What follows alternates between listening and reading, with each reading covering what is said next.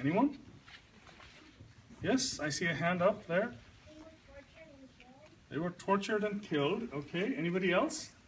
Yes? Like a lot of, I think about 1 or 10,000 got killed. Okay, so many thousands were killed. That is indeed correct. Hanji beta? Golden Temple was attacked by the Indian government. Yes, that is correct. That did happen in June of 1984. Anyone else? Hanji? People getting beaten up. Yes, a lot of people were attacked. Hanji beta ji? They were treated badly. They were treated very badly indeed. That's exactly right. Hanji? We have still not got justice. You're exactly right. So I'm very happy to hear that you're definitely aware of some of the things that have happened. So I'm going to literally take 2 minutes to talk about 1984 because I'm mostly going to be talking about the book that I have with me today.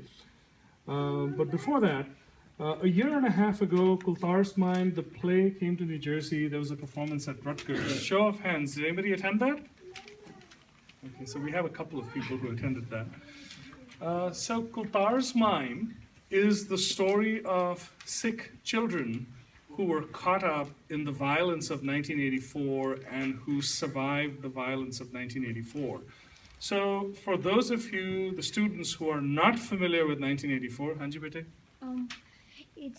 It's actually similar to this other series. This is a book I've read. It's called An I Survive. I have a series where a group of kids survive natural attacks like a tsunami or the Pompeii eruption. Okay, very good.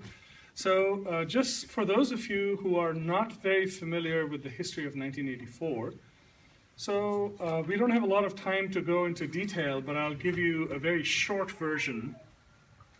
The Sikhs had been in a political struggle with the Indian government for several years, agitating for demands that a lot of people considered were very legitimate, and it was a peaceful agitation.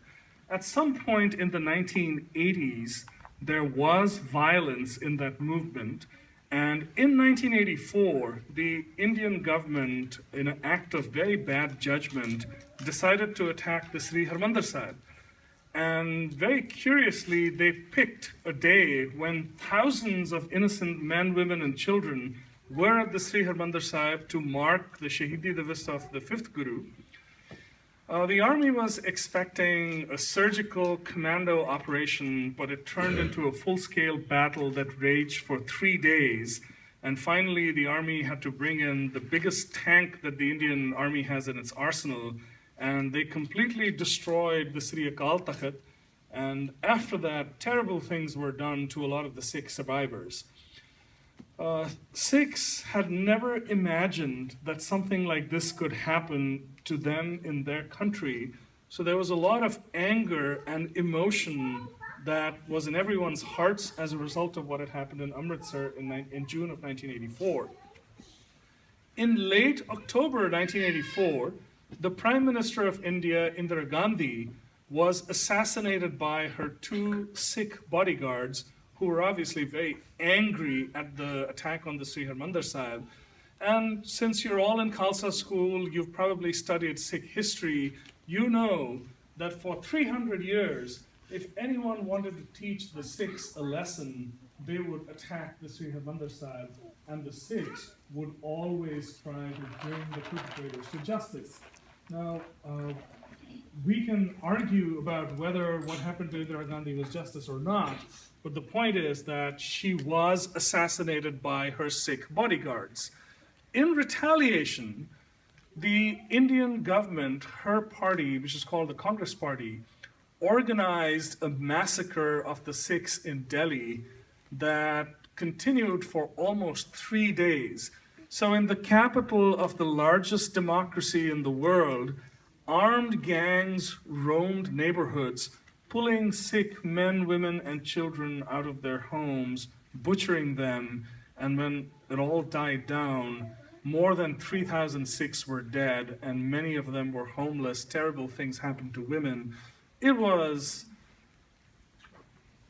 really one of the most terrible moments in Sikh history, which compares to the Kalukaras that you learn about in your history classes. I came to this country as a young man in '87, 3 years after the events had unfolded.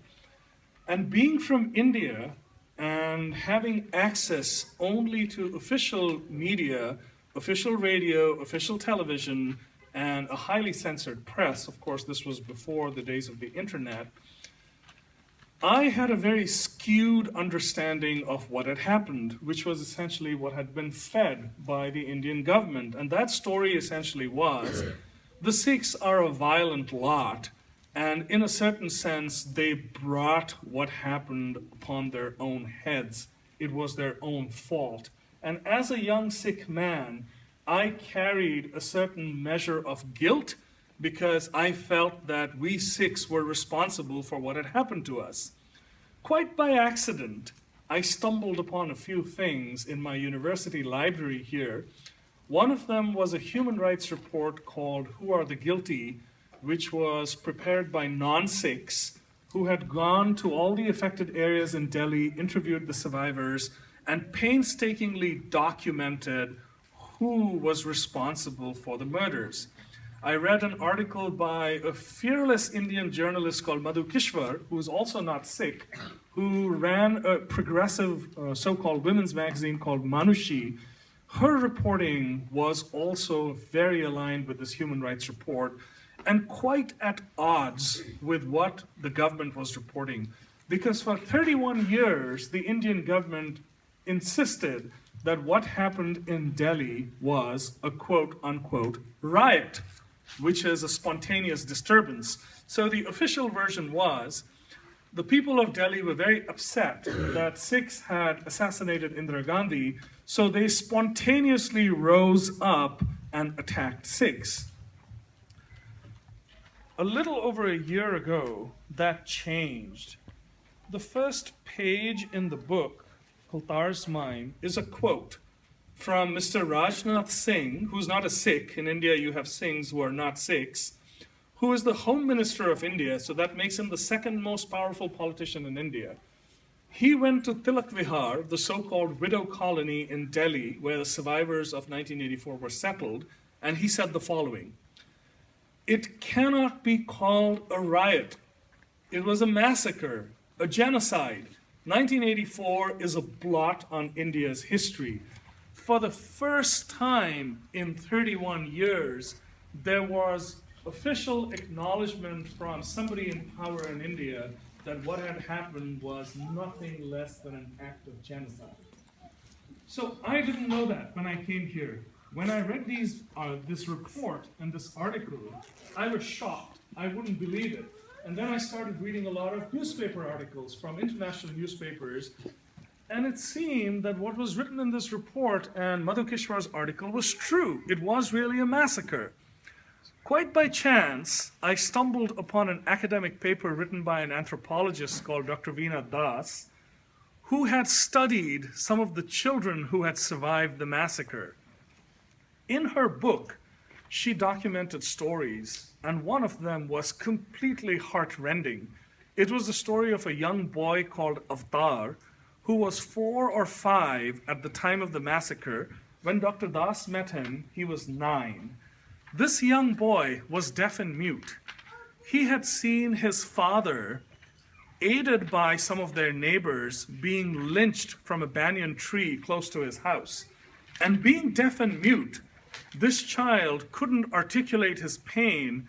He would do it by acting out what had happened to his father with his body. That account disturbed me so much. It created a tremendous amount of turmoil in my heart, and that essentially caused this poem to literally flow out. It almost wrote itself 26 years ago. So this poem, it is about 4 Sikh children who were affected by the violence of 1984 and who survived. And since we don't have a lot of time, The poem just sat for 25 years. About a year and a half ago, my daughter, who's about to graduate from college and studies theater, decided to turn it into a play. And with the Sikh Research Institute, we produced the play with a professional cast in the fall of 2014, thinking that we would perhaps have 5 performances, including one in New Jersey, one in Ottawa. Well, a year and a half later, Kultar's Mime, the play, has been seen 66 times around the world. It's been to 5 countries, Scotland, England, the US, India, multiple times, and Canada. It was performed inside British Parliament and inside Scottish Parliament. So it would not be an exaggeration to say, with all the press that we got when we went to India, that the play has really helped restart a conversation about 1984. It's been seen by about 14,000 people worldwide, and next week we're taking it to Malaysia, where we have 8 performances scheduled. So the reason why I'm here today is that Kultar's Mime, the book, has now been published. The book has 3 sections. It has the poem, it has the play, and then it has an account of the journey of Kultar's Mime until the 36th performance. When we were in India for our 36th performance, my daughter Meher Kaur, who's my co-author and the director of the play, decided to visit the widow colony.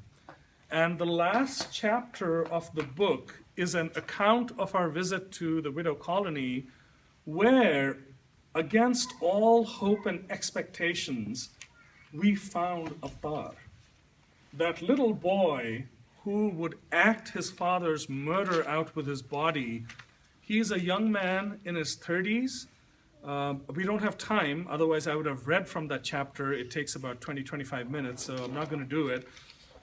But what I really want to convey to you is